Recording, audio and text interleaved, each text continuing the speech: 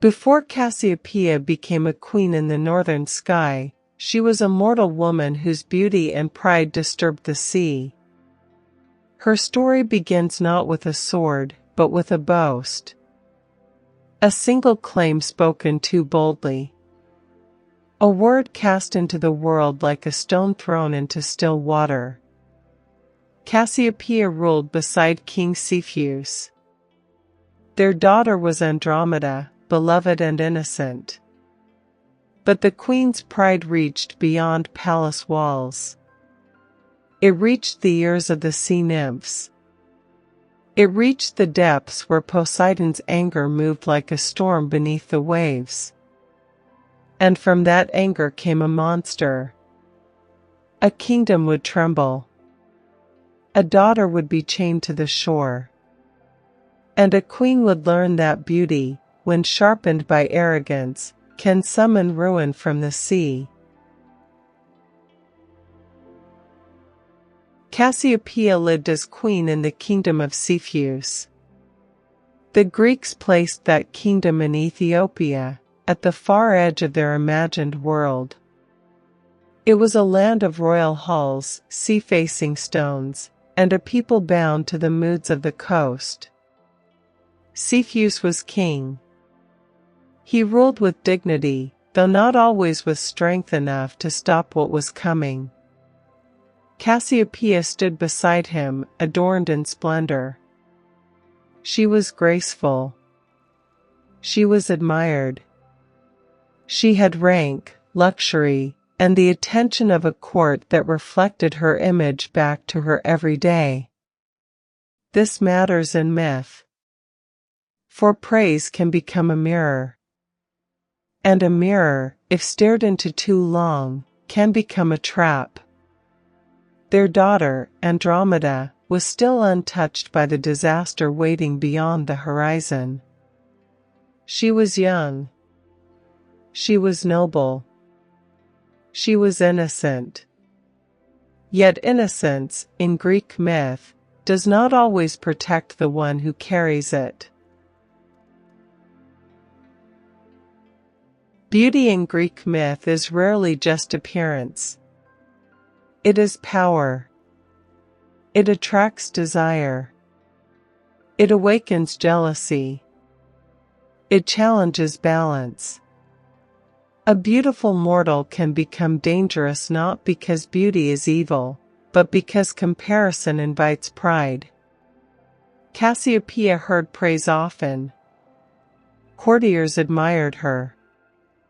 The people honored her. Perhaps foreign visitors spoke of her elegance. Perhaps musicians and poets placed her above ordinary women in their songs.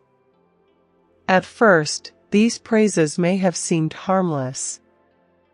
But praise repeated without restraint begins to change the heart that receives it.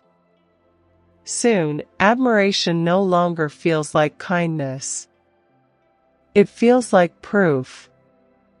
Cassiopeia began to believe that beauty was not simply one of her gifts. It was her right. And once beauty becomes a claim of superiority, the gods begin to listen. In the waters ruled by Poseidon lived the Nereids. They were sea nymphs, daughters of Nereus, ancient and serene. They belonged to the sea as foam belongs to the wave. They were graceful, radiant, and deeply connected to the beauty of the ocean itself. To compare a mortal woman to the Nereids was already bold. To place that mortal above them was worse. For the Greeks did not imagine nature as empty. Sea, mountain, river, and grove all possessed presence. To insult the Nereids was not merely to offend a few divine maidens. It was to insult the order of the sea. And the sea remembers. It listens. It answers. Cassiopeia, whether in pride, foolishness, or a reckless moment of vanity, would soon speak the words that made her fate unavoidable. The boast is remembered in different ways. In some tellings, Cassiopeia claimed that she herself was more beautiful than the Nereids. In others, she claimed that her daughter Andromeda surpassed them. Both versions carry the same poison. Mortal beauty was raised above divine beauty. The line had been crossed. It may have been spoken in confidence. It may have been spoken in celebration. It may have been spoken before a court eager to flatter. But words do not lose power because they are spoken carelessly. They move outward. They reach ears not intended. The Nereids heard. Their anger turned toward Poseidon. And Poseidon, lord of the sea, was not patient when the dignity of his realm was mocked. From that moment, the calm surface of the kingdom began to change. The punishment had not yet arrived. But the tide was already turning. Poseidon was not a god of gentle offense. His power moved through earthquake, storm, flood, and ruin. When he heard the complaint of the Nereids, his anger was not private. It entered the sea itself. Waves rose. The horizon hardened. The people of the coast began to feel unease before they understood its cause. In myth, divine punishment often starts this way. Not with explanation. With disturbance. The sea became rough. The land knew fear. And Poseidon sent a sign that the insult had not been forgotten. He did not merely wish to frighten the royal house.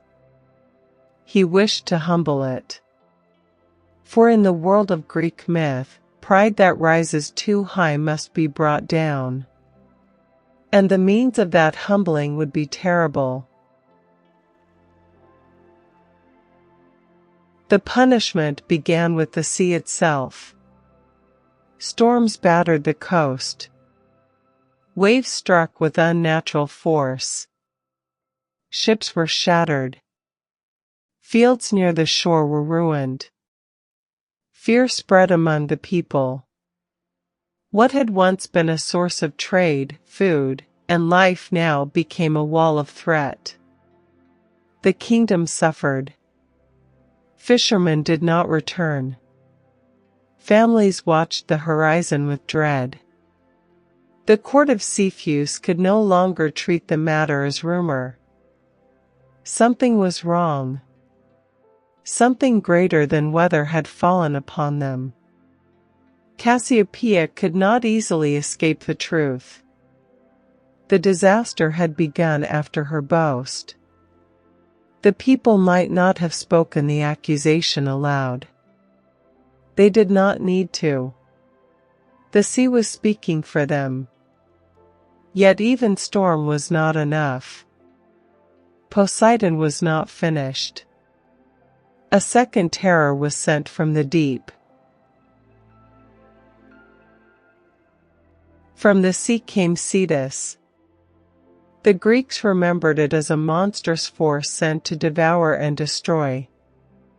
This creature was not simply an animal. It was punishment given shape. Cetus ravaged the coast. It threatened the kingdom with hunger, terror, and death. Where it moved, panic followed. No ordinary defense could stop it. No fisherman's spear. No palace guard. No brave but mortal resistance. The people cried out to the king. The king turned toward the gods. And when men do not understand how suffering began, they seek meaning through prophecy. So Cepheus sent for an oracle. The answer he received would save the kingdom at a price too cruel for any father to accept. And yet, in the old stories, even fathers accept what fear demands. The oracle did not speak with comfort. It named the cost. To calm Poseidon's wrath, Andromeda must be given to the sea monster. The innocent would suffer for the pride of the guilty. This is one of the harsh truths of Greek myth. The sins of rulers fall upon those around them. A boast spoken by a queen had become a sentence upon her daughter. Cepheus heard the words and broke beneath them. Cassiopeia heard them and faced the living shape of her own consequence. But an oracle in ancient myth is not easily defied.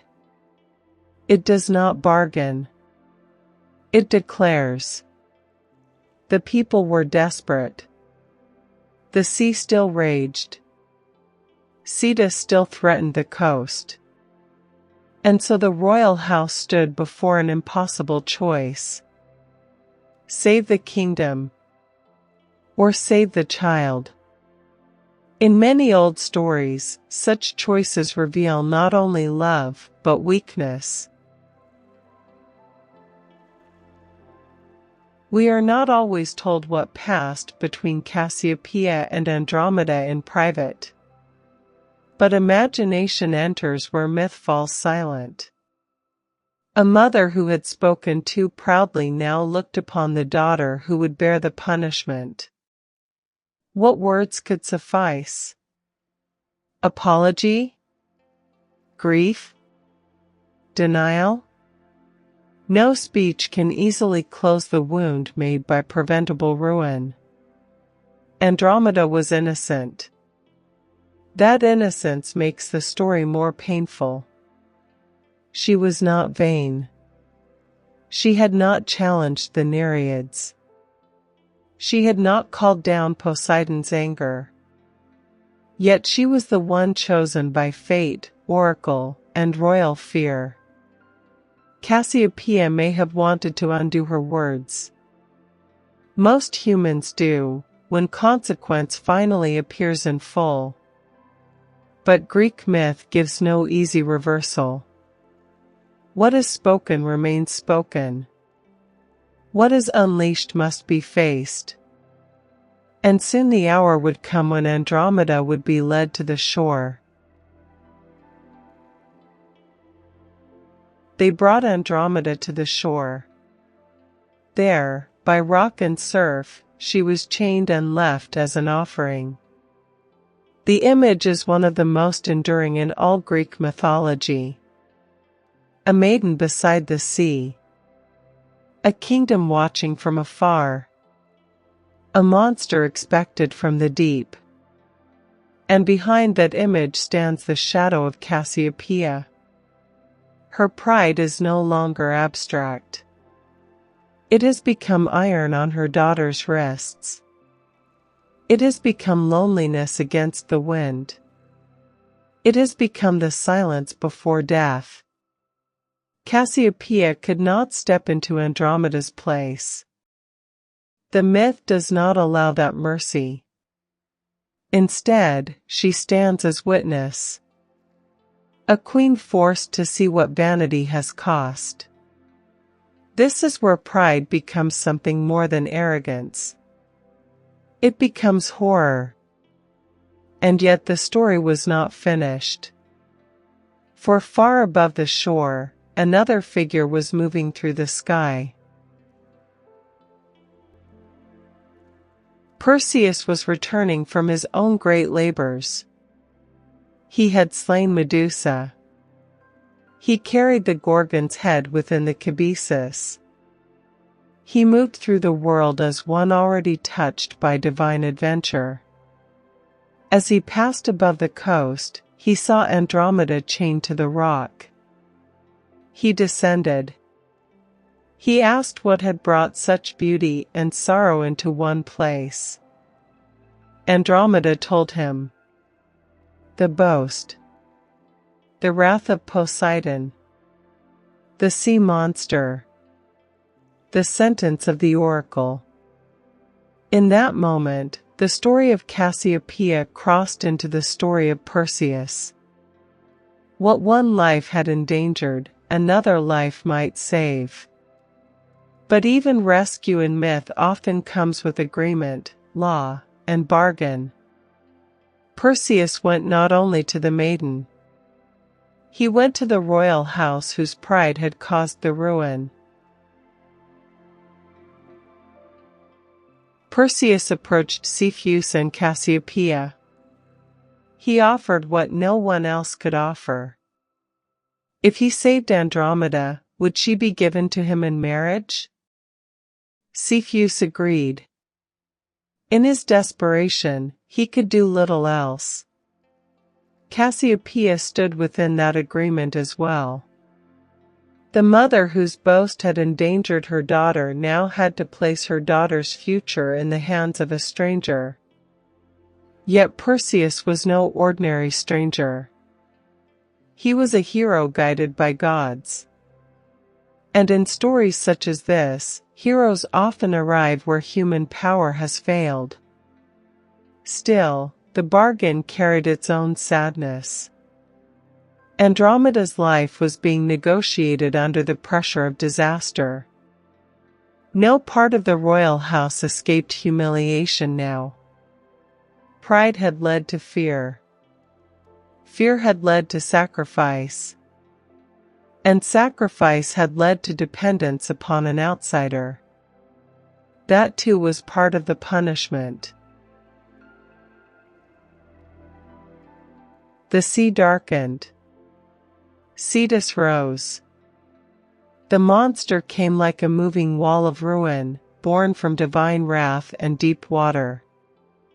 Perseus did not retreat. Some tellings say he struck from the air with sword in hand. Others say he used the head of Medusa to end the beast. In either version, courage met terror. The people watched from a distance. Cepheus watched. Cassiopeia watched. And a mother who had once trusted in admiration now stood powerless before the consequences of her own pride.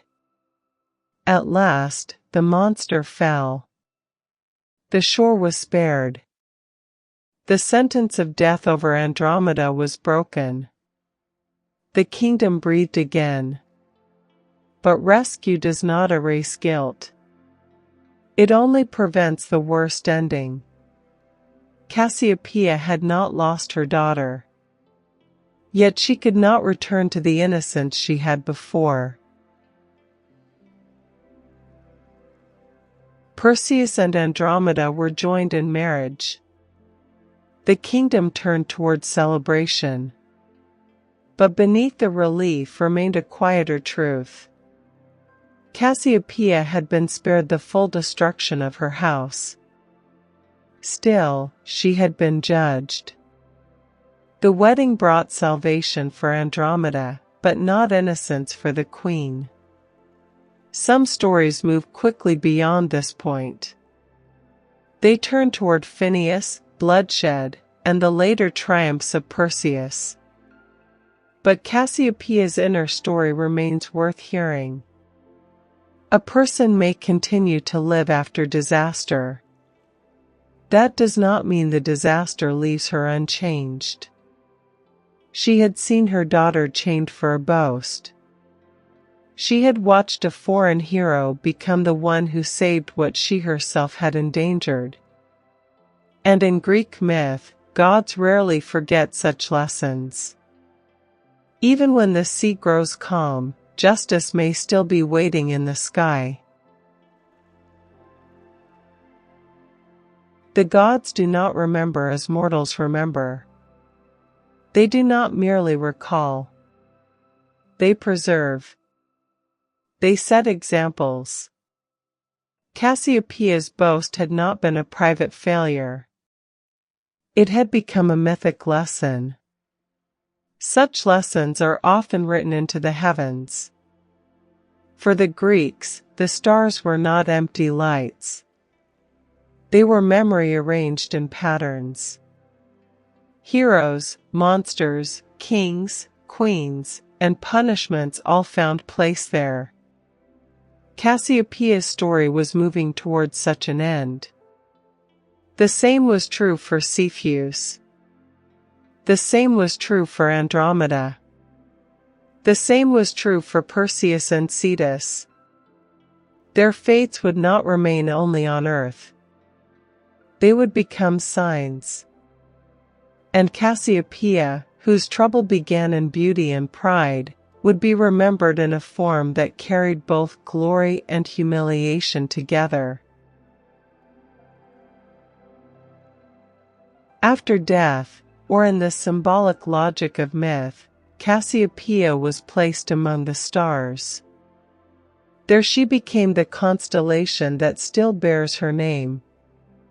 In one sense, this is an honor. To be set in the heavens is to be remembered. To become part of the night is to outlive kingdoms. Yet Greek myth often gives honor and punishment at the same time. Cassiopeia was not placed among the stars only because she was a queen. She was placed there as an example, a reminder, a warning. The proud mortal woman who had raised herself above divine beauty would now be visible to all who looked upward. She would not be forgotten. And in some old tellings, memory alone was not enough. Punishment had to be made more visible still. Cassiopeia is often imagined seated upon a throne. But as the sky turns, that throne does not always remain upright. In many retellings, this motion became part of her punishment. At times she is lifted in royal display. At times she is turned upside down. The image is powerful.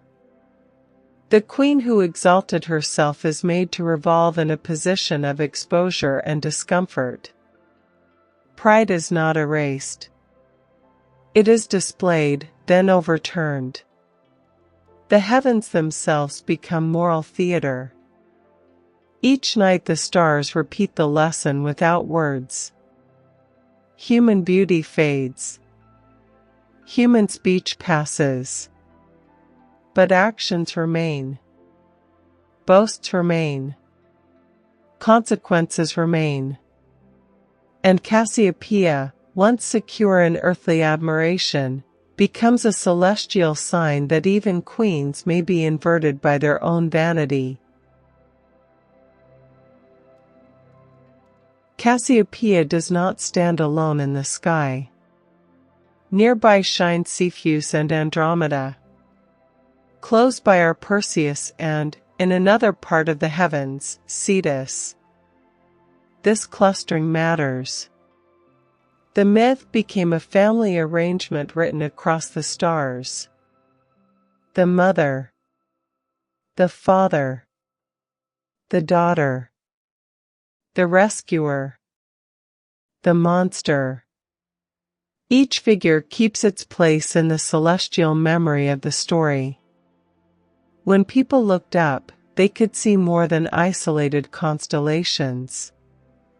They could see relationship, cause and effect, pride and punishment, innocence and rescue, fear and courage.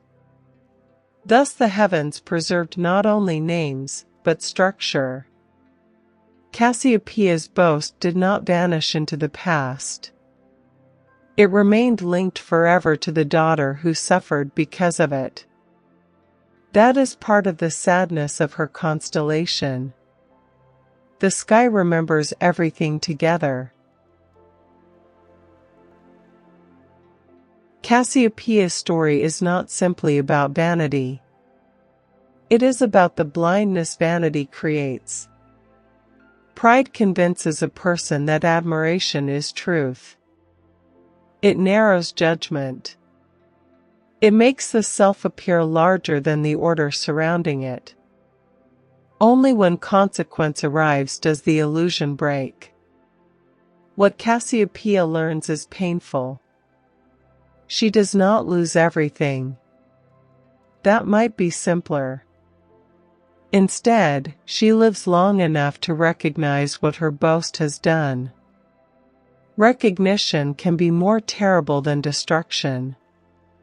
To know that one's own words placed danger upon the innocent is a burden that no throne can lighten.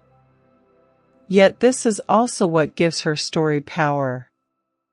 She is not merely punished. She becomes understandable, human, flawed in a way that still feels near to us. And that is why her myth endures. Why did the Greeks keep this story? Because it teaches more than fear of the gods. It teaches proportion. A mortal may be beautiful. A mortal may be admired. A queen may be honored. None of these are wrong. What becomes dangerous is the claim that such gifts place one above the divine order. Cassiopeia's lesson is not that beauty is shameful. It is that beauty without humility becomes destructive. And the destruction rarely stops with the proud person alone. It reaches children. It reaches kingdoms. It reaches the innocent. So the story remains both intimate and vast. One boast. One god's anger. One monster from the sea. One daughter chained to a rock. One family written into the stars. This is how myth thinks. It takes a human flaw and stretches it until the entire sky can hold it. When we look into the northern sky and see Cassiopeia there, shaped in her shining pattern, we are looking at more than a queen. We are looking at memory. We are looking at warning. We are looking at a story in which beauty, pride, shame, rescue, and divine order were bound together forever. Cassiopeia still gleams. Her stars are beautiful. That beauty remains. But now it is joined to meaning. She is remembered not only for what she possessed, but for what she failed to govern within herself. And so her constellation survives as one of the clearest lessons in Greek mythology. Praise may raise us. Power may adorn us. Beauty may set us apart. But without humility, all these gifts can turn against us. This is why Cassiopeia endures. Not only as a queen, not only as a mother of Andromeda, but as the woman whose boast stirred the sea, and whose lesson still turns above us every night.